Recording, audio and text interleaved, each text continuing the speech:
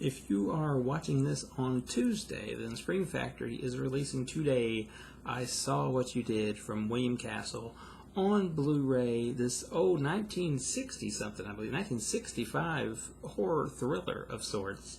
Tells the tale of two teenage girls and one of them's baby sister that was left home one weekend, or one night, I think it's just one night, and they decide that the good way to kill time is to make prank phone calls on the phone by calling people, and it eventually gets to the point where they're calling people saying, I saw what you did and I know who you are, and they call the wrong person more or less because the guy they call has just committed this heinous act, and he really thinks they know something about it. So things twist and turn, and next thing you know, it's a pretty standoffish situation, and it's good. It's an older film. It's dated. I ain't gonna try to say that it don't show its age because it does, but it still does a lot of good things, and you can kind of see now, going back and watching this, where it could have influenced a lot of stuff. Maybe even John Carpenter's Halloween. There's a scene at the very beginning with like this mask that you're looking through, and it reminds you a whole lot of the mask that you're looking through during the beginning of Halloween. The only real marks I'd put against it is there's some miscues, I think, with the music in this, and I don't mean they're like played in the wrong spot.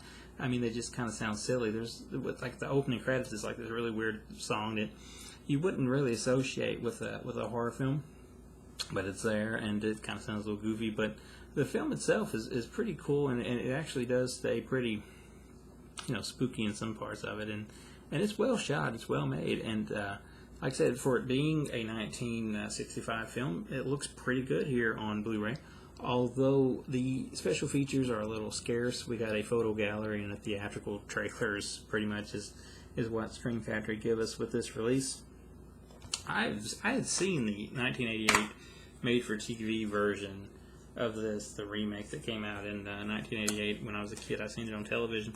I'd never actually seen this one, but I would be willing to bet this one's probably better than that one was, because this one does a lot of things right.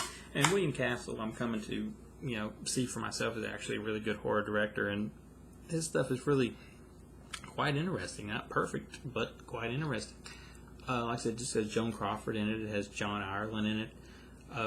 Like I said, William Castle, he directed House on Haunted Hill, which everybody loves that. But this here, it looks, maybe, I don't know, like, you ain't supposed to judge anything by its cover. When I first seen this cover, which is probably the original poster, and everybody would be mad if it wasn't the cover, I kind of saw that and I kind of thought, I don't know if this is going to be for me or not, because I'm not always interested in the old horror films from the 60s and before, although there are some exceptions. I have to watch them, but I kind of got a little gun shy on that after seeing stuff like, was it The Beast from Yukon Flats and stuff like that I watched when I was younger, and it's like, oh, this is kind of like what these are. I don't want to watch them, but there's definitely cream to that crop out there if you go look for it, and this is one of the better ones. So if you want something more thriller-ish but still got them horror tones to it, and it looks good on Blu-ray, then hit up our good friends from Spring Factory and pick this one up today, Tuesday, if this is up on Tuesday.